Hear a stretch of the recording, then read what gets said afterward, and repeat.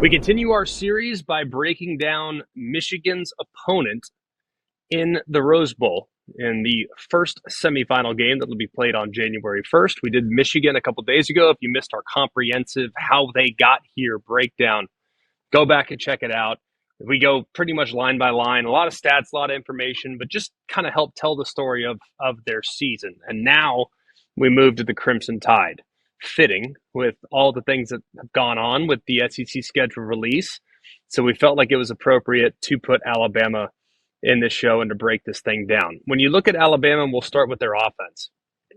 It's really a tale of two seasons. If you break things down in September and October, very, very different from what we got in November and December. So I'm going to break it up like that. And we're going to operate under the assumption that the statistics from the entire season are not really that applicable. But the statistics from November, December, those are the ones that we will apply, just so you understand how different things were for the Tide in the final 5 games of the year as opposed to the first 8. These will hopefully help illustrate that story, all right? In September and October, they were 37th in offensive efficiency. They were 50th in points per game, 30.6 points scored per game. They were 79th in yards per game, 367. They were 80th in rushing yards per game at 147. They were 129th in sacks. In the first 8 games, they gave up 35 sacks. They were 36th in third down percentage at 43%, and they were 75th in red zone touchdown percentage. Okay, that's September and October. So when you look at the entire stat breakdown of Alabama, their numbers really aren't that impressive offensively. They're really not, because September and October weigh them down so heavily. But when you actually look at what they've done in the final 5 games, you help kind of tell the story of just how much this team has grown and why I think this has been Nick Saban's best coaching job. Since November 1st, they are 5th in offensive efficiency. 37th in the first 2 months, down to 5th. They were 5th in points per game. Remember, they were 50th. Now they're down to 5th since November 1st. They're 21st in rushing yards per game. That's an improvement of 58 spots. 59 spots. Bad math. They're off the top of my head. They're 5th in turnovers. They turned it over just 2 times. They were 6th in third down conversion. And they were 6th in red zone touchdown percentage. So they improved in some cases by 50 plus spots in the first 8 games to the last 5. Now, a lot of that had to do with Jalen Milroe's improvement. He was so much better down the stretch. And if you look at just how he's grown and progressed, his raw QBR in September, October was 66. Well, if you look at what he was there, he improved it by about 20, 25 points there in the month of November and December. Much, much better. And a big part of why he's become a more complete player is he's been much more willing to run the football. Just 142 yards rushing in the first 7 games played. In November and December, he had 326 in the 5 games played. Now, he was the leading rusher in the final 5 games on the team by 102 yards. Now, Jason McClellan missed time, but he was still 326 yards to Jason McClellan's 234. So significant boost with his production. Another part too, really good with the football. Has been really smart. First 7 games, 5 picks. But only 1 since, and that one came against Kentucky when he got just a little bit greedy. He's taken care of the football and he's made great decisions. 38 sacks taken has been the downside, but like I said, 30 of those came in the first 7 games. Only 4 were taken in November against LSU, Kentucky, Chattanooga, and Auburn. He also took 4 against Georgia in the SEC championship game, but he's improved by leaps and bounds. He's become more accurate, and their passing game has evolved to the point in which 32% of their passing production actually comes outside the pocket. So that's been a significant uptick as well. That's actually the 15th highest percentage in the entire country. Their backfield's really good, really deep, with Jace McClellan, Roydell Williams, and Jam Miller. I think all 3 are really capable. I think all 3 do a really good job, and hopefully Jace McClellan will be back to 100% by the time the playoff games are played. The wide receiver group as a whole has been really steady. Very few drops, very solid across the board. Isaiah Bond has really solidified himself as that number 1 guy kind of down the stretch. In the final 5 games, he had 33 targets. That's 15 more than Jermaine Burton, who did miss a game, but he finished second on the team down the stretch as far as targets and target share. But Jermaine Burton all season long has been the deep threat. He really went off against Texas A&M and has been the most consistent guy on the downfield passes, which has been a big part of the weaponry for Alabama this year. He averages 20 air yards per target and creates a bunch of big plays. He actually leads the team with 777 yards and 8 touchdowns. Kobe Prentice has come along as well, has been a solid number 3. And then Kendrick Law is a guy that's really good with the ball in his hands. Just get on the ball and see what he does with it in space. I think one of the toughest matchups on the offense is a guy named Kamari Niblack. He's a tight end, really long, really athletic, and can create some problems if he's matched up in a one-on-one situation with safeties. And maybe the biggest point of growth outside of Jalen Milroe has been the offensive line, and most notably at left tackle, freshman Caden Proctor. He had 15 blown blocks in the first 7 games and allowed 11 pressures. Well, in the last 5 games, just 6 blown blocks and only 4 pressures allowed. He has played so much better down the stretch and has faced some really good competition down the stretch against the likes of Auburn, who can get after you along the line of scrimmage, against Georgia, who can obviously get after you along the line of scrimmage.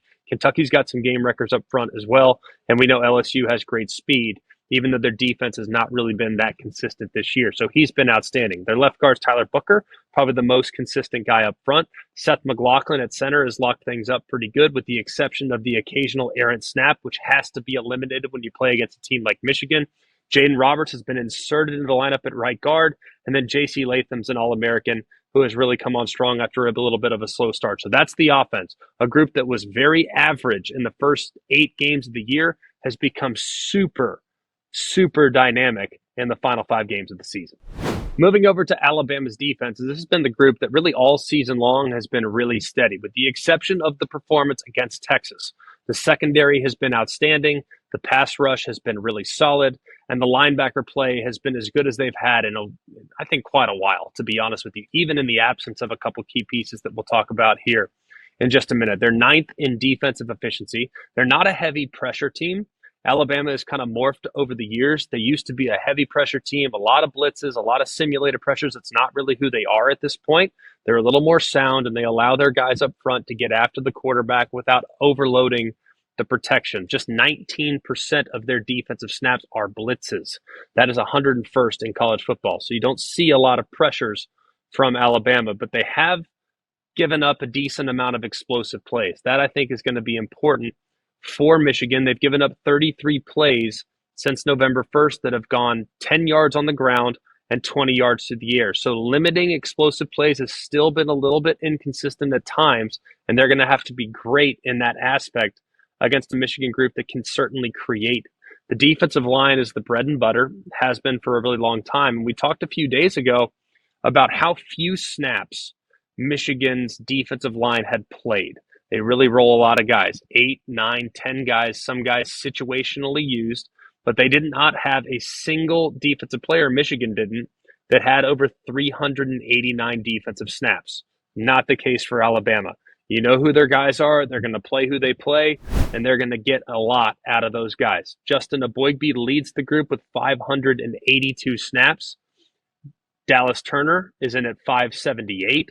Chris Braswell's in at 508. So 3 guys that have eclipsed the 500 snap mark, but are still giving relentless effort, at least at the moment, with what we've seen down the stretch. Tim Keenan plays an awful lot in the middle. He leads the group inside at 440 snaps, and then Tim Smith at 349. Dallas Turner and Chris Braswell are the 2 guys that really make it happen. They're the edge guys. They're going to be outstanding. Number 41, Chris Braswell. Number 15, Dallas Turner.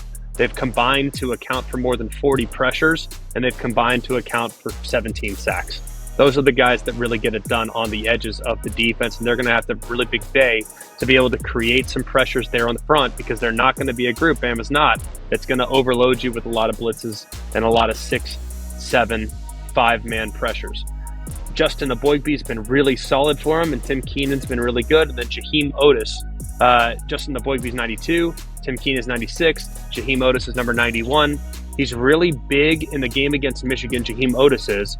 He's 340 pounds. He's a great run stopper. And on first and second down, he's a guy that can be really disruptive and really sound against the run. Doesn't play a ton of snaps. doesn't see as much action as some of the other guys. But in this game in particular, I think it's very important for him to have a really big day.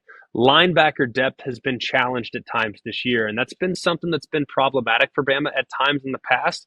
If they lost a guy, there was a pretty decent drop off from their ones to their twos. That was really the last couple years. Over the course of Nick Saban's time from 2007 until 2018 or 19, they had great depth at that position. They were a little thin the last couple of years. Well, they've established great depth again this year. Deontay Lawson had to miss 3 games, but he's definitely their most explosive linebacker. Jahad Campbell has probably been, at times, their most productive linebacker as far as tackles are concerned. He's been really good and really steady. They're filling in for Lawson when he was absent for a few games, and then Trez Marshall has been excellent there at the second level as well. But the strength of the defense outside of the edges is in the back end. Caleb Downs is a true freshman that leads the team in total tackles. He's been everything that they thought he'd be and some. Very instinctive, very sound, very solid in coverage, and has a great understanding for a young player of what they're trying to do schematically.